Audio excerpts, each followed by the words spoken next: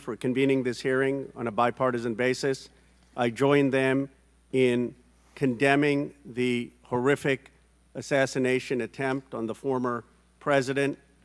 I am relieved for the sake of the country that he wasn't seriously hurt and that he survived, and my thoughts with him and his family during such a traumatic event. I also want to express condolences to Corey Comprator's family and recognize his heroism in saving his daughter's lives, and to the victims of that awful event.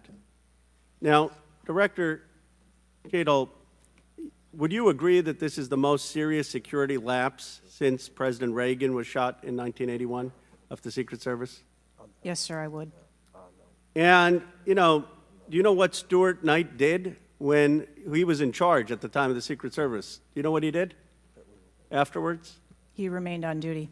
He resigned. He resigned. And Stuart Knight was not a Democratic appointee or a Republican appointee. Look, I'm not questioning your judgment. I just don't think this is partisan. If you have an assassination attempt on a president, a former president, or a candidate, you need to resign. That's what Stuart Knight did. He was a Republican appointee, and he took responsibility. And I think you need to reflect. This is not a question of you. It's a question of the American people. You cannot go leading a Secret Service agency when there is an assassination attempt on a presidential candidate. I would say that about anyone who is running. And so I guess my question to you is, what's the difference between your position and what Stuart Knight did? What I will tell you, sir, is that I am dedicated to finding the answers to what happened.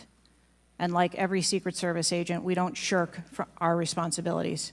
I will remain on and be responsible to the agency, to this committee, to the former president, and to the American public. But is there a reason you wouldn't just do what Stuart Knight did after the Reagan assassination attempt? I believe that I provided an answer. There's nothing more that you have to say? I mean, do you really believe at this moment, given how divided the country is and the questions asked, that your service in this role is the best for the nation? I mean, I'm not saying you can't do public service again, you can't do something else again. Do you really genuinely in your heart believe that you being in this role is what's right for America at this moment? I mean, do you think there are people who are Trump supporters who have confidence in you? The one thing that we've got to have agencies in this country that are transcend politics, that have the confidence of independents, Democrats, Republicans, progressives, conservatives. Do you really believe that the majority of this country has confidence in you right now? I believe that the country deserves answers, and I am committed to finding those answers and providing those answers. Well, look, I believe, Director Cheatle, that you should resign. I think there are colleagues on both sides of the aisle who believe that, and I hope you'll consider it. I yield back.